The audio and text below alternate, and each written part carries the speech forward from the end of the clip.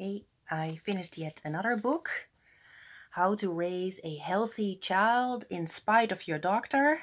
It was more the follow-up on the last one about childbirth and how it's done in hospital versus giving birth at home. Yeah, this was another good book. This book is written in the 80s. I'm surprised how much they already knew about the medical malpractice at that time. And there were actually lawsuits of parents against, for example, the vaccine manufacturers and the doctors. So that was actually, this was actually a good read. It confirmed what I already knew. And this was a doctor, a pediatrician, Dr. Mendelsohn. And he practiced pediatrics for almost 30 years. He received numerous awards for excellence in medicine and medical instruction.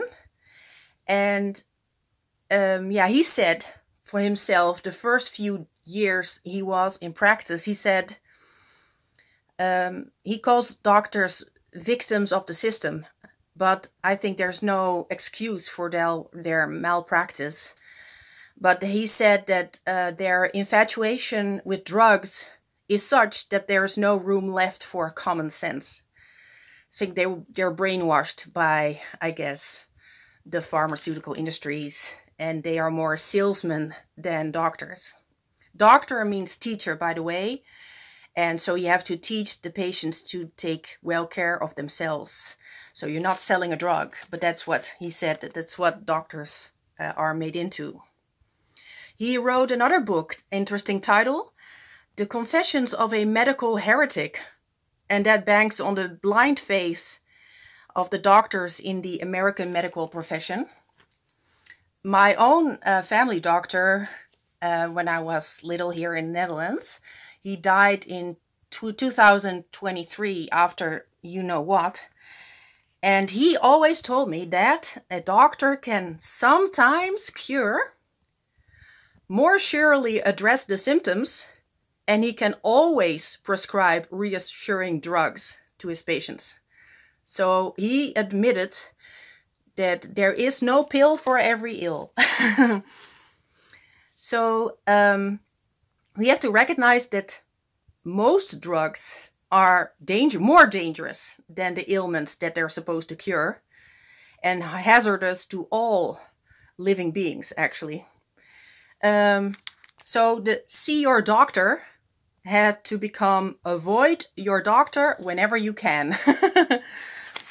At least, he said, at least 90% of children's care in hospitals is unnecessary, because most childhood illnesses respond to normal bodily defenses that may be impeded by medical treatment.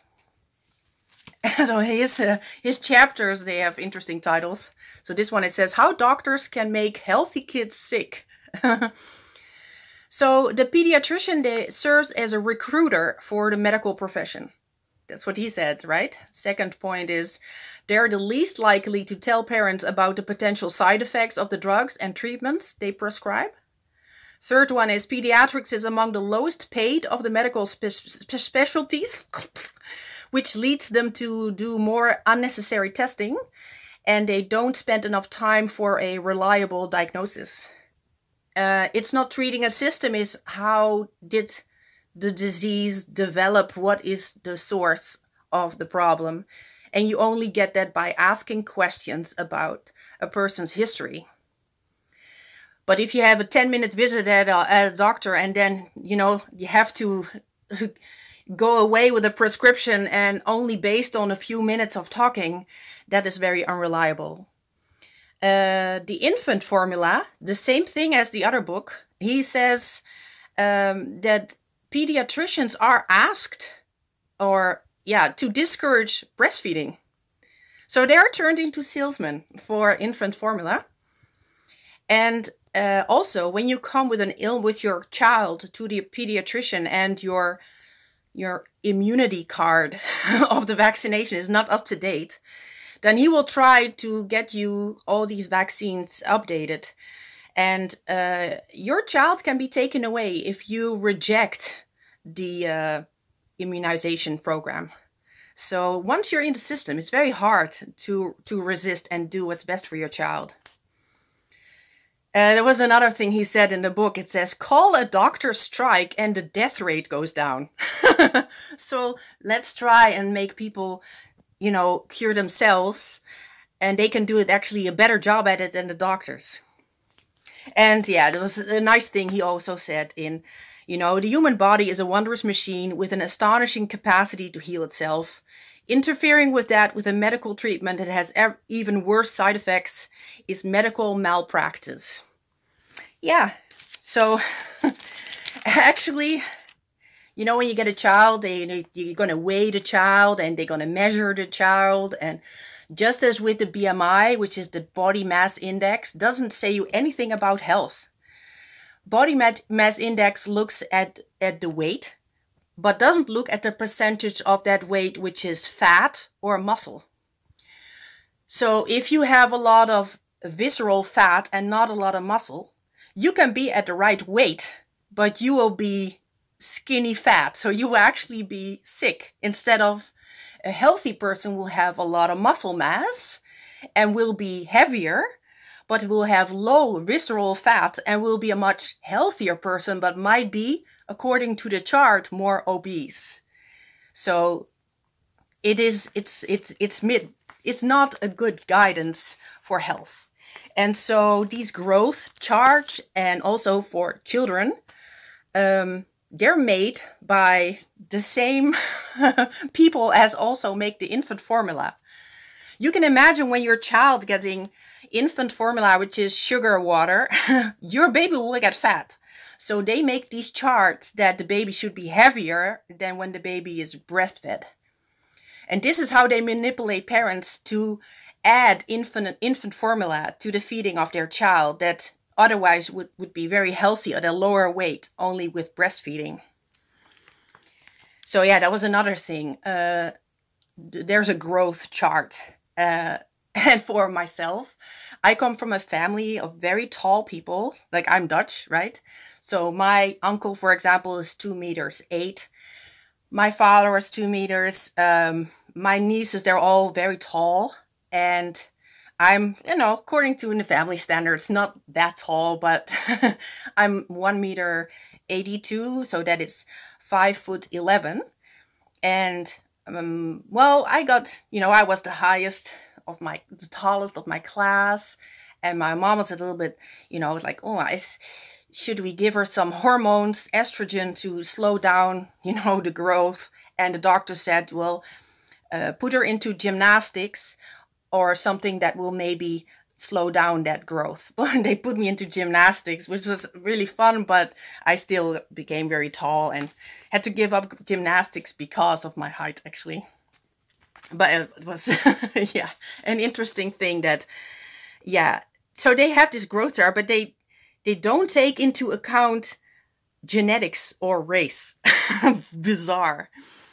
And by the way, if you give estrogen to a child, it actually gives the child cancer later in life. So it's not without any consequences. And this book also is good with childbirth. It should be a natural process. It should be assisting and not interfering with childbirth.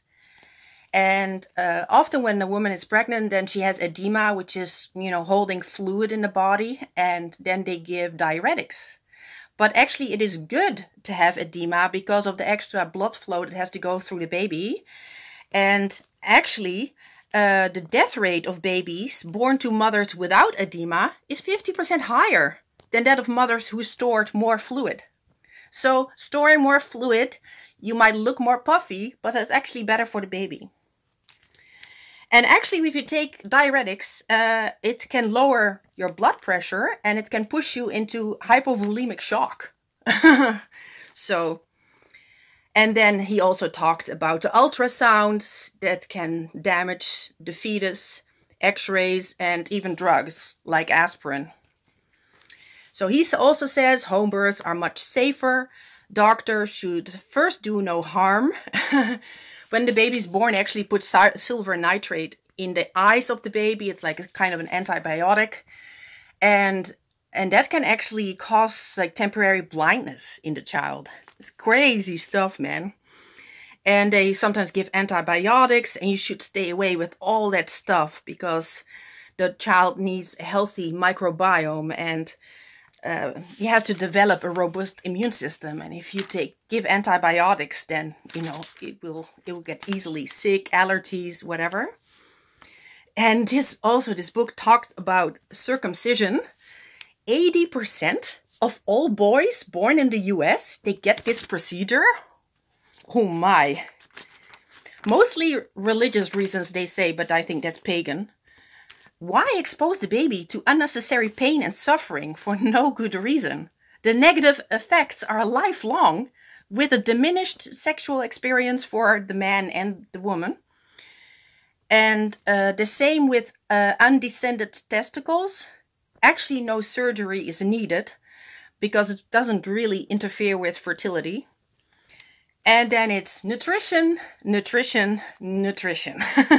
So if you're pregnant, of course, you eat well before pregnancy, during pregnancy. After birth, you breastfeed, and nothing competes with nature. Infant formula failed many babies in harming their otherwise healthy development. And yeah, the infant formula, they also produce diabetics products, so they keep themselves in business that way. Breastfeeding, I talked about breastfeeding, how good it is for mother and baby, and money-wise, because of course it's free. But the sucking on the breast from the baby makes the uterus contract and return to its normal condition. So I thought, oh, that's interesting. And also, breastfeeding prevents the mom from getting pregnant again because it's a natural anti-conceptive. And so sometimes it's like 14 months she cannot get pregnant. So it prevents the mom from getting pregnant again. And then a lot of, childhood ailments. They talk about, children react to anger and respond to love and affection. So often they say if it's a stomach ache or something, it is not always something the child actually ate, but it can have an emotional cause.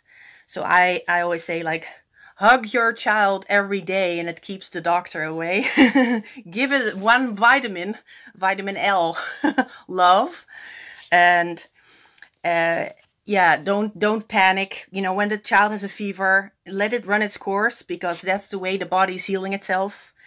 A headache, you have to make sure that, the baby stays away from the router or any baby phone, dirty electricity, too close to a smart meter, because that's the most cause of headaches and, bad food, allergies, too much sugar.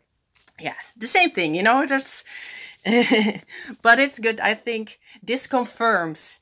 And this is not just any Joe Blow down the road. This is another doctor saying this. How many videos have I made? How many doctors have I contacted with all the same result? So, yeah, I think it's good. It's good that I just say it again and then get your attention that, treat your child the way it should be treated, and don't just blindly trust the doctor. Just with a cold, it said, without a doctor, it will take about a week for the cold to go away. With the doctor, it's about 7 days. It's like an inside joke.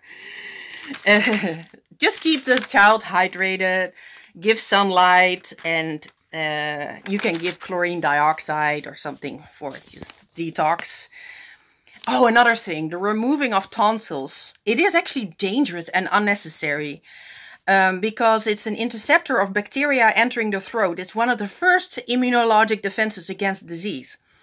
So removing them will increase the risk of Hodgkin's disease. And, well, so how easily don't they take away these tonsils? I don't know if they still do that that easily, but when I was young, I had a few girlfriends who had that procedure done, and I was thinking, oh, I don't want that.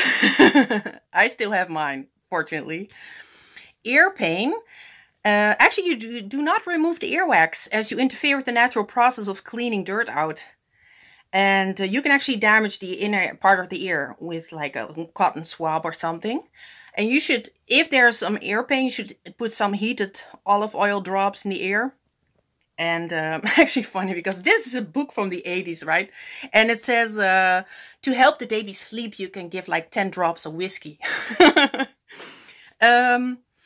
Eye problems. That's another thing. You go to the doctor, you do like a health checkup, and then they test your eyes. But if it's not 20/20, then they prescribe glasses. Actually, for a child that has, for example, 20/40 vision is good enough. And later in life, it will actually auto-correct. Though a child actually doesn't need glasses. I thought that was interesting as well. Skin problems. That's more like when the child hits puberty. It's mostly hormonal. You can adjust that with diet. You know, eliminate sugar and, you know, put it on a carnivore or keto diet. No cow's milk, no soy products. But if you take drugs, for example, Accutane, I know that one of the YouTubers that I follow is Frank Tufano, and he's still dealing with liver damage. And he had taken Accutane, that is high doses vitamin A, I think, when he was young to treat his acne. And prednisone, I've heard of that drug before, and it clearly states the use should be restricted to serious or life-threatening conditions, because it's actually a very dangerous drug to take. It's like, whoa, man. Asthma. When I was young, I had asthma. It's after the cluster vaccine that I had.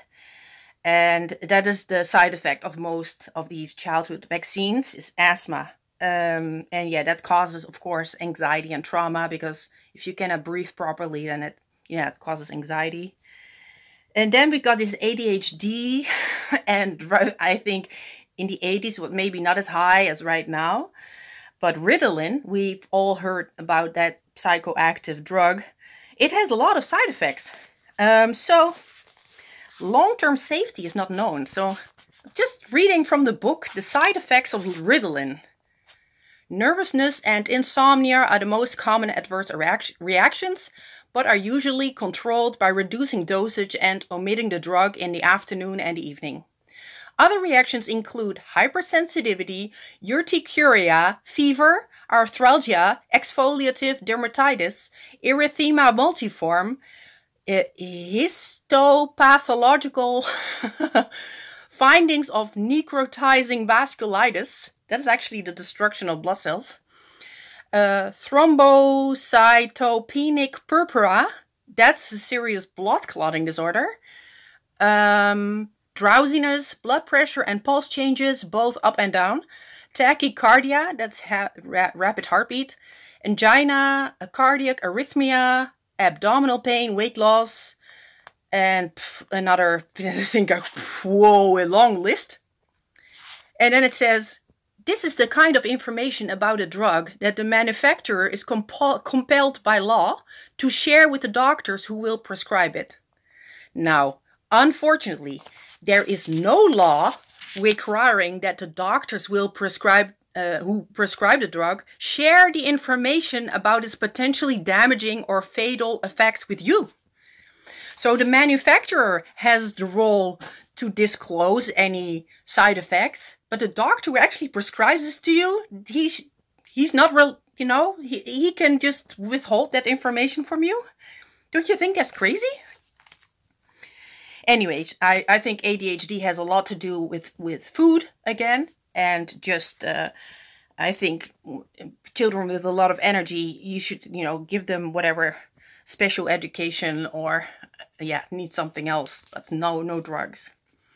And then, of course, the last part, and my memory was full with this important last chapter about vaccinations. And we all know since 2021 that you shouldn't just believe any vaccine campaign. You know, it's 100% safe. You're not going to die if you take the vaccine. And then you get all these excess deaths, you know, and people get all these weird neurological diseases. So, and in this book, this is from the 80s, this book, and it says immunization against disease is a medical time bomb because it stays in the tissues, it stays dormant, and it comes out later in life, and it can cause cancer, Hodgkin's, leukemia, arthritis, multiple sclerosis, diabetes, lupus, and a lot of autoimmune diseases. Actually, in the 80s, many parents, they started filing malpractice suits against the vaccine manufacturers and doctors. And that was in the time that sudden infant death syndrome. They thought it was because you put your baby on the stomach to sleep, but it was actually after vaccination. So, you know, people, they woke up to the fact that when your child gets vaccinated, when your child gets sick, you of course you think maybe it's only short term and it will boost the immune system, but no, the vaccinated children are the most unhealthy children. They have the most hospital and doctor visits from all kids. So there's one doctor in his practice, he just followed all the children that he had in his practice, the vaccinated and the unvaccinated. And the unvaccinated were the most healthy, with the most robust immune systems. So that's the lie we live in, and I think we woke up in 2021. So most people. Vaccines have never eliminated any disease. Most diseases disappeared on their own before even the vaccination campaign started. And yeah. As in my other videos, I told you, this Dr. Buttar, this doctor calls it a time bomb, and Dr. Buttar, he calls it a payload that stays dormant, and then it just, you know, can make you sick later in life. So yeah, I think select your doctor wisely, or like this doctor said, you know, raise a healthy child in spite of your doctor. I think this is a controversial title, but it's very accurate. So anyways, wish you a nice day and stay safe out there. Bye.